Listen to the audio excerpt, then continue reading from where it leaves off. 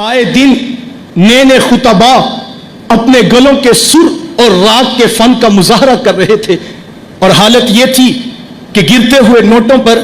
تقریر کا سائز بڑا ہو جاتا تھا۔ جس وقت سٹیج پر موجود سیاسی شخصیات کے قصیدے پڑھنا خطاب کا جزو لازم سمجھا جا رہا تھا، جس وقت خطابت گرتے ہوئے نوٹوں کے ساتھ عروج پکڑتی تھی، اور جس وقت جو ہے وہ کتاب مفت نہیں تو تقریر مفت کیوں کا نغمہ بھی قوم کو سنایا جا رہا تھا، اس وقت کس نے آگے بڑھ کر قوم کو ایک جہت دی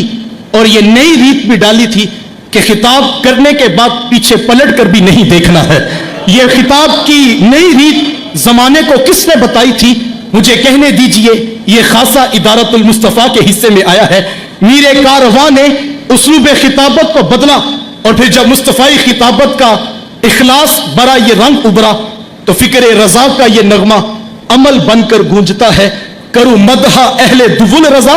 پڑے اس بلا میں میری بلا، میں گدا ہوں اپنے کریم کا، میرا دین پارا نا نہیں۔ جس وقت قرآن کی آیتیں بیچی جا رہی تھی، ہاں صاحب، جس وقت حدیث رسول کی بولیاں لگائی جا رہی تھی، اور حالت یہ تھی کہ ترنم والی تقریر سننا ہو تو تمہیں اتنے پیسے دینے پڑیں گے،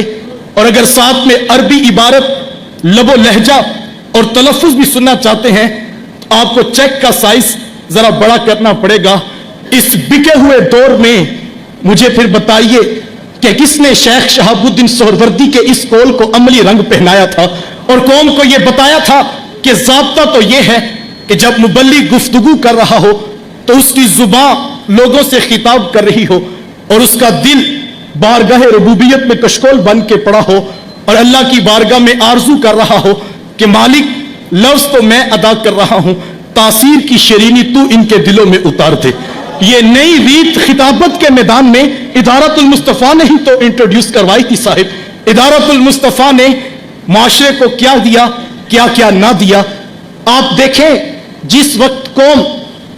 رسم و رواج کی زنجیروں میں بندھی ہوئی تھی، ادارت المصطفیٰ نے راہ اعتدال کو تعارف معاشرے کو کروایا۔ وہ شادی بیاہ کی تقاریب ہوں یا کہ وہ رسم ہینا کی بے حیائی ہو، شام کلندر کی موسیقی ہو یا کہ ویلنٹائن ڈے کے نام پر عریانی فحاشی کا سیلاب بدتمیزی ہو، جس وقت فیسٹیول، کلچر اور تہوار کی آڑ میں بے حیائی کے منصوبے دیے جا رہے تھے، اس دور میں ادارت المصطفیٰ کے شاہین مبلغین نے قوم کو جو ہے فکری طور پر تیار کرنے کے لیے قرآن کا سوز اور حدیث کا ساز بھی سنایا کہ جس وقت خانقاہی نظام کا تقدس بھی پامال ہو چکا تھا اور حالت یہ تھی کہ مسند شیخیت پر بیٹھنے والے اپنی خود ساختہ رسومات کو تصوف قرار دے رہے تھے اور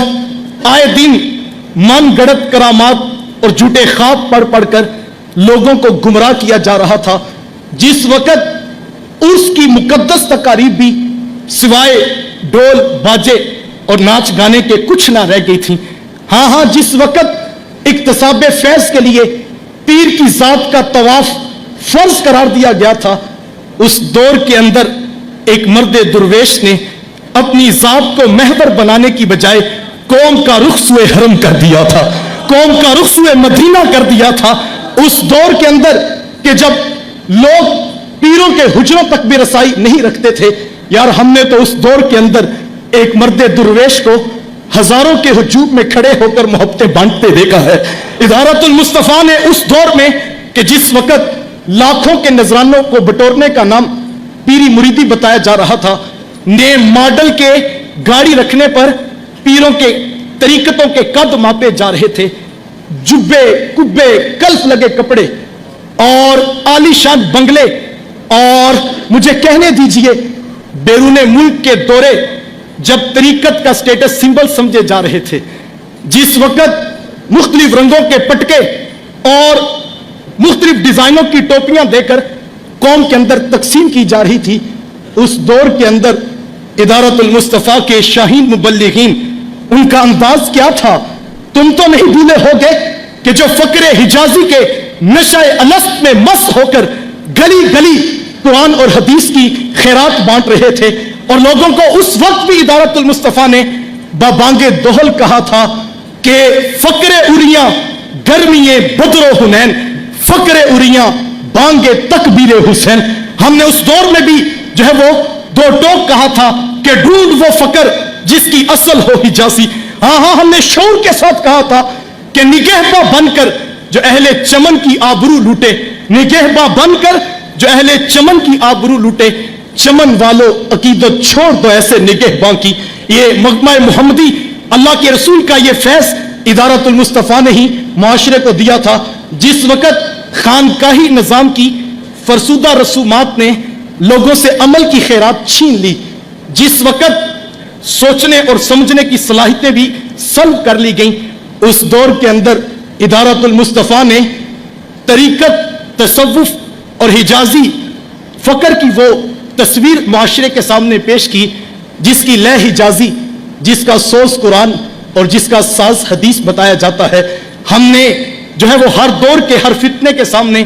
صرف باتوں سے نہیں، عملی طور پر قوم کو ایک راہ کے وقت مساجد میں اعلان کیے جاتے ہیں کہ قرآن مجید کی تعلیم شروع ہو گئی ہے، بچوں کو قرآن پڑھنے کے لیے مسجد میں بھیج دیں۔ تین مرتبہ اعلان کیے جا رہے ہوتے ہیں، تو اس وقت دل خون کے آنسو روتا ہے کہ یہ وقت بھی امت پہ اب آنا تھا۔ کیا قرآن اتنا ہی ہلکا رہ گیا تھا کہ اس کے لیے منت اور ترلے کیے جا رہے ہیں؟ یار کبھی کسی پرائیویٹ سکول والوں نے بھی آ کر یوں اعلان کیا رات کو کہ صبح بچوں کو سکول ٹائم سے بھیجیے گا؟ کیا قرآن اتنا ہلکا رہ گیا تھا کہ جس کے لیے تین بار اعلان کر کے جو ہے وہ منت کی جا رہی، اور پھر مائیں بچوں کو تھپڑ مارتی ہیں اور کہتی جا کے قرآن پڑھے۔ بچے کی آنکھوں میں آنسو ہوتے ہیں، میلے کچیلے کپڑے اس نے پہنے ہوتے ہیں، اور بعض اوقات رات کپڑوں میں پیشاب کیا ہوتا ہے، اور وہ انہی ناپاک کپڑوں میں مسجد کی طرف آ رہا ہوتا ہے، اور ہاتھ میں اس کتاب کا پارا ہوتا ہے جس کے بارے حکم ہے لا یمسہ الا المطہرون، اس کو بے وضوئی کی حالت میں چھو بھی نہیں سکتے۔ اور پھر جو مساجد کے اندر کی حالت ہے وہ بھی ناگفتہ بے ہے۔ ایک قاری صاحب ہیں، 60 بچے ان کے سامنے بیٹھے، آدھا گھنٹہ کلاس کا ٹائم ہے، کوئی صاحب فہم مجھے بھی یہ بات سمجھا دے کہ اس کلاس کو کس طرح مینج کیا جائے گا۔ ایک بچے کے حصے میں 1 منٹ بھی پورا نہیں آتا، پچھلا سبق سننا بھی ہے، آگے سبق پڑھانا بھی ہے، تو پھر اس کلاس کے کیا نتائج پیدا ہوں؟ اور پھر اگر قاری صاحب گروپ بندی کر کے بچوں کو نماز یا دیگر چیزیں سکھانا چاہیں تو مائیں دروازوں پہ پہنچ جاتی ہیں کہ قاری صاحب کو نہیں پتا کہ بچہ اسکول سے لیٹ ہو رہا ہے، سارا دن اسے آج ہی سکھانا تھا۔ اچھا یہ تو تصویر کا ایک رخ ہے، آپ تصویر کا دوسرا رخ بھی ملاحظہ کیجیے۔ وہی بچہ جب گھر واپس پلٹتا ہے، ماں جلدی سے اسے پکڑ کر نہلاتی ہے، رات سے یونیفارم پریس کیا تھا کہ کہیں واپڈا والے لائٹ نہ بند کر دیں اور بچہ صبح اسکول جانے میں لیٹ نہ ہو، اسے پریس یونیفارم پہناتی ہے، اس کی آنکھوں میں سرما، اس کے بالوں میں تیل لگاتی ہے،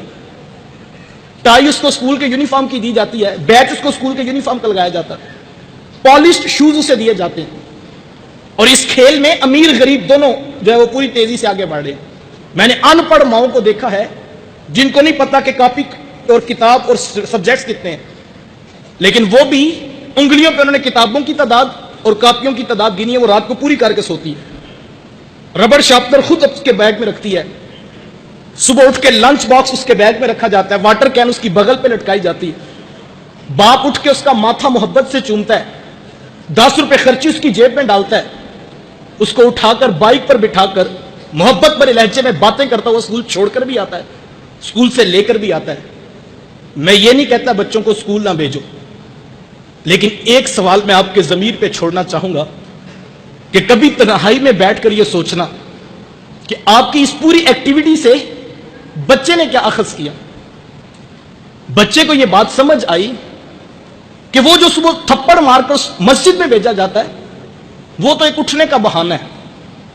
وہاں تو 3 دن بھی چھٹی ہو جائے نہ قاری صاحب کی طرف سے پیغام آتا ہے، نہ ماں باپ پریشان ہوتے ہیں کہ تو 3 دن مسجد کیوں نہیں گیا۔ اور یہ اصل کام ہے جس کے اوپر پورے خاندان کی توجہ لگی ہے۔ آپ کہتے ہیں یہ میری بات نہیں مانتا، یہ ماں کے ساتھ بدتمیزانہ لہجے میں بات کرتا ہے، تو صاحب معذرت کے ساتھ پورا اسکول کا سلیبس اٹھا لیجئے، آپ دیکھیں کتنی پرسنٹیج ہے، کتنی چیپٹرائزیشن ہے جو اخلاقیات اور آداب والدین سکھاتے ہیں۔ صاحب پوری کیمسٹری کھنگال مارو، کیمسٹری نہیں بتاتی کہ ماں کی سستی کا نام ہے۔ فزکس کے سارے اصول ایک پلڑے میں ڈال لو، فزکس کا کوئی اصول نہیں بتاتا کہ باپ کی سستی کا نام ہے۔ یہ سبق فزکس، کیمسٹری اور بایو نے نہیں پڑھانا تھا، یہ سبق یا تو رب کے قرآن نے پڑھانا تھا یا محمد کی میٹھی بولی نے سنانا تھا۔ لیکن ہم نے نہ بچوں کو قرآن پڑھایا نہ بچوں کو حدیث پڑھائی، اور نتیجہ وہ مانگ رہے جو قرآن اور حدیث سے پیدا ہوا۔ وہ کیا کسی نے کہا تھا کہ تم نے خود ہی تو زمین میں انسانوں کے سر بوئے ہیں، تم نے خود ہی تو زمین میں انسانوں کے سر بوئے ہیں، اب فصل خود اگلتی ہے تو شکوہ کیسا؟